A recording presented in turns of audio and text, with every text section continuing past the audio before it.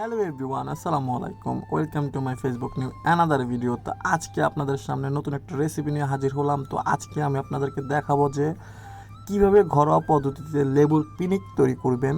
তো লেবুর পিনিক তৈরি করাটা খুব ট্রেন্ডিং একটা ভিডিও ছিল, সবাই ট্রাই করে, তাই আমিও আজকে ট্রাই করলাম লেবুর পিনিক। তো প্রথমে সুন্দর করে লেবুগুলো ধুয়ে ফ্রেশ করে সুন্দর করে স্লাইস করে নিতেছি লেবুর পিনিক তৈরি করার জন্য। তারপর বড় বড় লেবু কয়েকটা নিলাম, তারপর এগুলো সুন্দর করে স্লাইস করলাম, তারপর শসা স্লাইস করলাম। তো স্লাইস করার পর সুন্দর করে লেবুগুলা রাখতেছি। তো এগুলো রাখার পর দেখতে খুব রাউন্ড আকৃতির হয়ে গেল। তো লেবুরগুলা খুব সুন্দর করে স্লাইস করে রাখলাম। তো তারপর এখানে পেঁয়াজ, কাঁচামরিচ, তারপরে সুন্দর মতো করে মরিচের গুঁড়াগুলা ছিটিয়ে দিলাম। তো মরিচের গুঁড়াগুলার কালারিং গ্রেভিংটা খুব সুন্দর ছিল। তো এত সুন্দর একটা কালার ফুটে উঠেছে লেবুর পিনিকের প্রতি। তো প্রথমেই জিভে জল এসে পড়েছে খাওয়ার জন্য।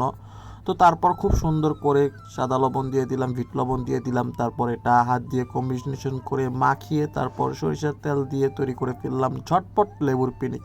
তো যারা যারা লেবুর পিনিকটা ট্রাই করছেন তারা অবভিয়াসলি কমেন্টে জানাবেন, এবং আমার হাতের লেবুর পিনিকটা খেতে চাইলে তাড়াতাড়ি করে চলে আসুন আমাদের বাসায়। তো ধন্যবাদ সবাইকে ভিডিওটা দেখার জন্য। আজ এই পর্যন্ত, আবারও কোনো দেখা হবে নতুন কোনো ভিডিওতে। টাটা।